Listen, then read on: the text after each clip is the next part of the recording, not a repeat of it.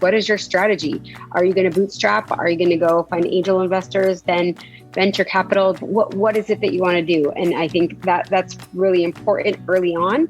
And then you need to revisit it every so often.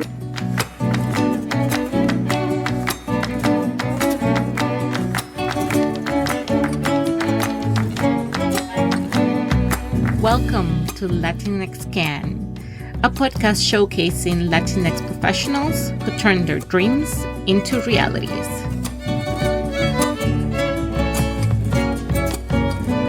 I'm your host, La Doctora Jenire Flores Delgado, and today I'm here with Dr. Elisa Teipel, an engineer and entrepreneur who shares with us the things she wished she knew before becoming an entrepreneur. And she is here to tell you, sí se puede, my friends, sí se puede.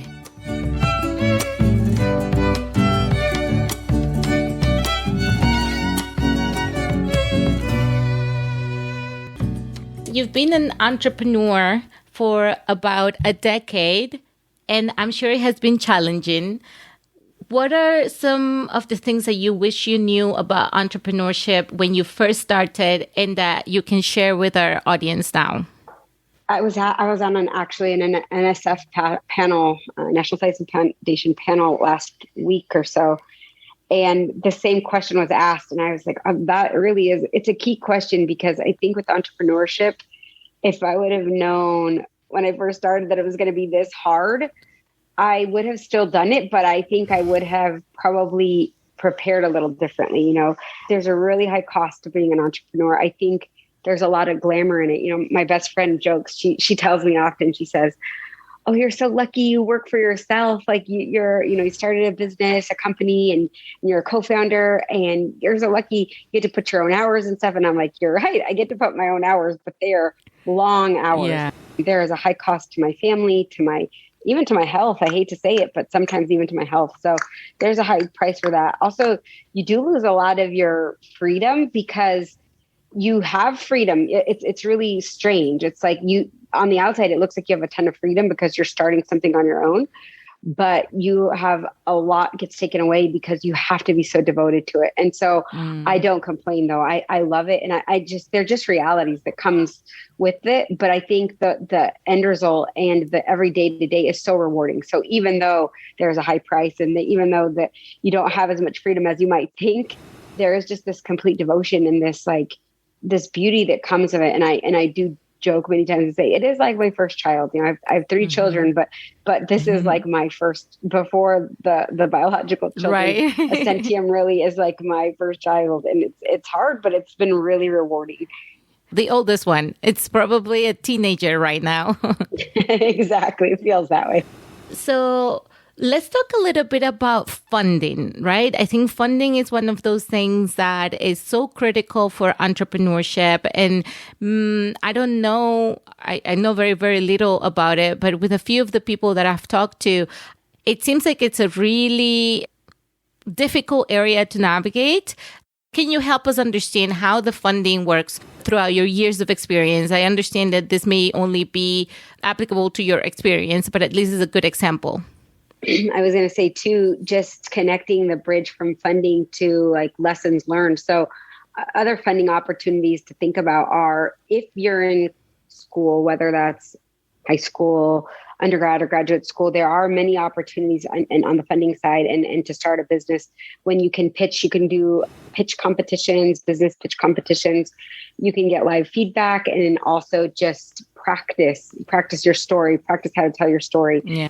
Also funding side grants. So the way we started Ascentium, yes, we had some investment, but really we had an NSF grant that helped us get started and joint development agreements, working with once you have an idea, working with a company that would want to see that through and put in some money into making the idea come to life. And so I think those are some ways to get, funding. Specifically, I think on the funding side, bootstrapping, angel investors, really building a strategy where you are going out there and meeting and putting yourself, you have to hear the word no so many times and realize that no just means let me ask it a different way, or no just means let me try to explain it in a different way, because if you just hear no and you turn around, it's not going to work. You got to hear no and say, how do I get to yes? One of my good friends that I've met and worked with over the past couple of years always says, how do we get to yes? And I use that every day. How do we get to yes? When I hear a no, it's like, okay, how do we get to yes? So as far as funding, I would say really the bootstrapping the angel for sure, but really looking at those grants and opportunities, what's out there. There's the small business and research grants that are available through the NSF, research innovation grants, our grants that are available when you're working with the university, and the DoD, the DOE. Lots of the government agencies have grants because they want to support innovation for Team USA and for the local inventors in the country.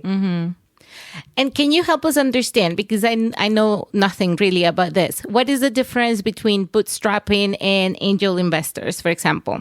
Great question. So bootstrapping is where you are putting in your own money, or you are just using your own funds or paying yourself very little. And you're just like, you're hanging on tight.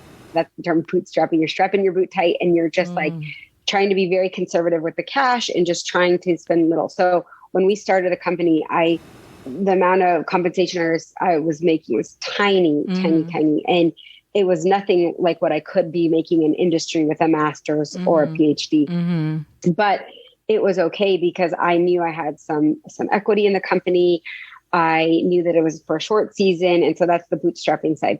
The angel investor is a type of investor. It's a high net worth individuals or a group of individuals that come together and they invest seed funding, typically in the tens of thousands to low hundreds of thousands, sometimes $1 million, seed money.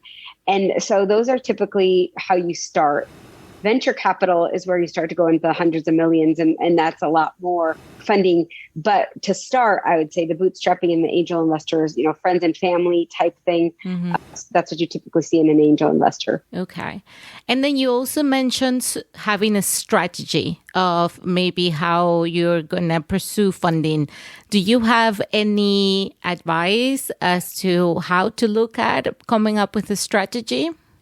Yeah. So I think one of the things that you have to, and I think you see it, if any of you have seen Shark Tank, the show Shark Tank, someone will go on the show and they'll have an idea and they'll say, I want some funding for my idea to make my idea come true. I need $300,000 or whatever. And then the shark will say, okay, for 30% of your company, I'll give you 300,000. And the other says, for 20% of your company, I'll give you 400,000 and let you have a say in it. Or the one will say, well, I want 90% of your company, or I'm not doing anything. And so I say all those extremes to say, when I talk about an investor strategy, as a co-founder and as an entrepreneur, you need to be comfortable and really understand, what does it mean when you take someone else's money? Do you give up control? How much? How much equity do you keep? How much is it worth? How much are you going to be worth in 5 years, 10 years? Where do you accept the funding and what are the terms? Don't just take money without knowing the terms and not understanding them. I think that's something that any entrepreneur will tell you, and I'll tell you myself, is that you really have to understand it. And I think that's something that entrepreneurs don't know enough of. I know I certainly didn't, and I've learned a lot over the years. Right. And so I think that one of the best things you can do for yourself is to investigate and start finding out what terms are you comfortable with. What is your strategy? Are you going to bootstrap? Are you going to go find angel investors? Then venture capital? Do you want to stay a private company? Do you want to be a partnership? What is it that you want to do? And I think that's really important early on. And then you need to revisit it every so often. It's not necessarily that you're going to have an answer every single, day, or it's going to be, you're not going to have an answer for 10 years, but you can at least be planning for that. And so you mentioned very lately the topic of your own compensation, right? As an entrepreneur, as a co-founder. And I wonder if you can help us understand how or what strategies are out there, or maybe what strategies do you use to keep your head above water while you're really, the focus of your work is maybe not having plentiful salary, but really growing the company? Yeah, you have to be very future focused, I think, with entrepreneurship, especially if you're in a tech startup.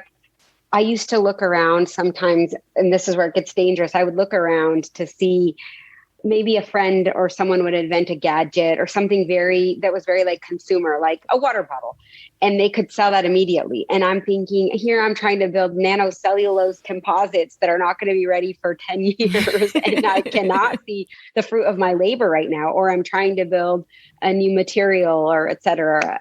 And so you really have to almost keep those blinders on like a horse, like walking through and not look around too much to see like, why am I not doing why am I not? It really, you have to stay focused and say, okay, I'm on a marathon and there's going to be key wins along the way, but I have to pace myself to know that I'm going to get there. So if you can get a minimal viable product, an MVP out sooner than, a year, 2 years, 5 years, then that's what you want to do. Yeah. But sometimes it takes a little bit longer. So I think pacing and then just realizing like, part of being a founder is that there is some compensation for you if it goes well. And that's part of what gives you that desire to keep going. It also is what gives you that, that forward-looking reward to say, okay, I'm working hard now.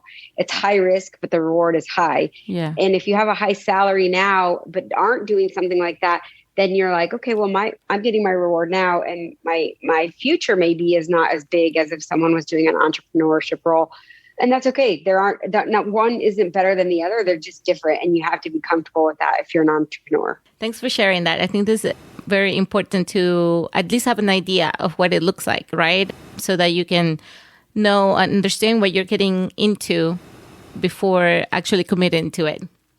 Today, your title is Chief Development Officer and co-founder of Essentium. And you have another co-founders or many other co-founders, but one of them is your spouse, Blake Teipel, right? What is it like to found a company with your spouse, and how do you guys balance that relationship? Yeah, always access. When you work with your spouse, there's always access to the other spouse. So I guess that's a plus. But to answer your question, so yeah, it's really, honestly, it's really special. It really is. We both have a high tolerance for risk. So it's almost a good thing because I think it's allowed us to really thrive in the ecosystem. It's been a really good experience in that we both are very driven and both are willing to give it our all. And because we're both willing to give it our all and we're working towards the same thing, in that respect, it's made it really easy. If he has to work late or I have to work late or we have meetings or have travel, we're very understanding and sympathetic about it and supportive, I should say, not sympathetic, but supportive to each other. Now, the challenge comes I would be remiss to say that it's easy. It's not easy, especially early on. I think both Blake and I are naturally what I would say have personality of wanting to lead and wanting to. And so I think learning to like when to listen, how to become better listeners, like that's really something that we've both grown in. And then I think just in general, like the dynamics to our family, it means that when we're both working at the same job and the same company, while it's really good in some ways it's hard because we never can turn off, right? We're both always talking about work and stuff. So I think that's one of the challenges is just that we love, honestly, it is our hobby. We love it so much. We don't stop talking about it. So we actually have to like remind ourselves, well, it's okay to take breaks sometimes and, and balance a little bit more. But overall, it's honestly been so amazing. And we got a compliment actually two instances that really stood out to me about comments that people have made about the dynamic that Blake and I have working together. A few years back, we wanted to ask someone to be on our board, and he found out that Blake and I were married, and he said, when there's a startup and it's a husband-wife combination, it either goes one of two ways. It goes ridiculously well and it's amazing, or it goes horribly wrong. And it goes horribly wrong more than it goes ridiculously well. And he's like, but I'm optimistic, and that was 6 years ago that we met that person. And it really has been the case that we've been able to work together really well and bring out the best in each other. And I think that's really special. Additionally, we met someone not too long ago, and this person said a similar comment of like, really just encouraged about the way that Blake and I, he saw Blake and I working together and thought that was really special to see the combination, the duo of really understanding each other, but really being all focused on the company. So from that standpoint, it's really neat to have those comments from the outside coming in, because I think on the day-to-day, the grind can get really hard and you're tired, and we have 2 young children that we are taking care of, and it's like it's a lot. I'm not gonna lie, it's a lot, but it is really rewarding. Yeah. And so recapping of all the titles and all the hats that you wear, right? Like you have 2 young children, you are the co-founder of a company, you're also the chief developer officer of that company, you're a daughter, you have your parents as well. Like what is one piece of advice that you have to just, help get through it? I know that it's not easy, and I know that it's more, for me, it's more like an equilibrium where, it's not a balance. I one time heard this from a professor in nuclear chemistry where she said, everybody talks about work-life balance, but it's not really a work-life balance. It's never perfectly balanced. It's an equilibrium. When something takes a little too much, something else has to sacrifice for a little bit, but you're always striving to find that equilibrium. Oh, that's so good. Definitely. It's the case. I think when I've heard people say, you can have it all, or you can have all things. And I just don't believe that's true. Like something's got to give in order for, if you work more, you sleep less. If you eat more, you're less healthy. If you, if you aren't too many meetings, you're not spending time with your kids. Like so really there is no way to balance. It's just, it really is that equilibrium. I think that the difference in the wording it makes a lot of sense.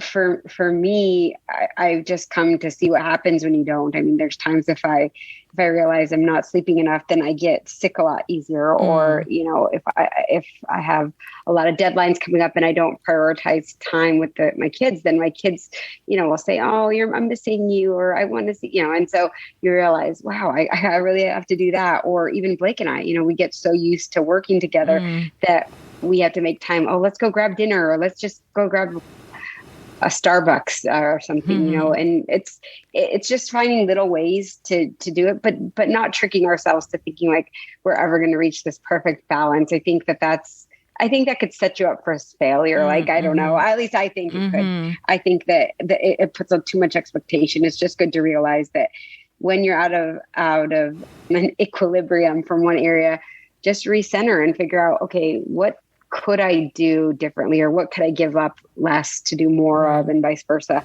And just finding that for some seasons, one is going to be higher than another, and it happens. And that's the other thing. You have to be comfortable with seasons, but be watching yourself. Like you might say, for the longest time I used to say, oh, I'm only going to do this or that or that. And then I never did it. And I realized, oh, it's because I keep saying I'm going to do it and I don't do it. So finally, when you say, okay, I'm going to go to bed at 10, then okay, 10 at 9:30, I better start getting ready to go to bed at 10. Otherwise I'm not going to do it, And so things like that, where you have to be, again, back to how we start a conversation, proactive, and realizing that you can do a lot of things and you can have a lot of fun, but it's impossible to do everything well. Something's got to give.